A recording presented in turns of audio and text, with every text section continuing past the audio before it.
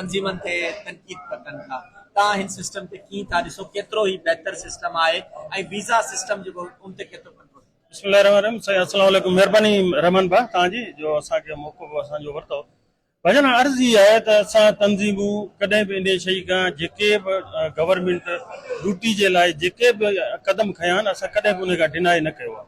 छो त सुभाणे मुआशिरो चवंदो दादा हीअ जेके आहिनि ड्यूटी खां भॼनि था, तंहिंजे करे तव्हां ॾिसी वठो अॼु खां न असां वटि जजनि साहिबनि खे बि विज़िट लाइ चयो वियो, DC साहिबनि खे चयो, AC साहिबनि, इवन असांजे लाइ तपेदारनि खे बि चयो वियो त इहे बि विज़िट कंदा।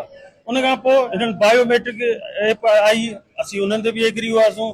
वरी उन्हनि चयो त भई थंब जेका आहे उनजी तव्हांखे ॾींदासीं, त उते तव्हां वटि स्कूलनि में तव्हांखे करिणो पवंदो पंहिंजे मोबाइल ते। तंज़ीमनि उनखे बि एग्री कयो। वरी चयो त हाणे फेस थी अचे, तंज़ीम उन्हनि खे बि एग्री कनि थियूं। पर मुंहिंजो हिकिड़ो सुवालु आहे, इहो सुवालु आहे त गवर्नमेंट छा रुगो उस्ताद ड्यूटी नथो करे इन करे तालीम नथी हले, या बाक़ी सभु सहूलियतूं पूरियूं आहिनि ऐं उस्ताद रुगो नथा अचनि इन करे तालीम तबाह पई थिए? ॿियो त हीअ जेतिरा बि असांजे मथां तजुर्बा कया विया आहिनि उन में जेकॾहिं माण्हू नाकाम थिया आहिनि, उन्हनि नाकाम थियल माण्हुनि खां कहिड़ो पुछाणो कयो वियो अॼु ॾींहुं ताईं त भई तव्हां हीअ हेॾा सिस्टम आंदा, हेॾा अरबे रुपया तव्हां गवर्नमेंट जा ख़र्च कराया, हीअ जेके सिस्टम तबाह थी विया हलिया, अॼु तव्हां चओ था त बायोमेट्रिक बि ख़तमु आहे, उहा बि कंहिं कम जी कोन थी थिए। हीअ जेके अरबे रुपया ख़र्च थियनि उन्हनि माण्हुनि खां कंहिं अॼु ताईं पुछाणो कयो आहे? हमेशह मां चवां थो त हमेशह इहा शइ रही आहे त उस्ताद ड्यूटी कोन थो करे, उस्ताद ड्यूटी कोन थो करे। तव्हां पंहिंजूं पॉलिसियूं लाहियो था, उन ते अमल उस्ताद करण लाइ तयारु आहे, वरी तव्हां पंहिंजनि पॉलिसियुनि खां फिरो था त हीअ न हाणे हीअं थियणु खपे।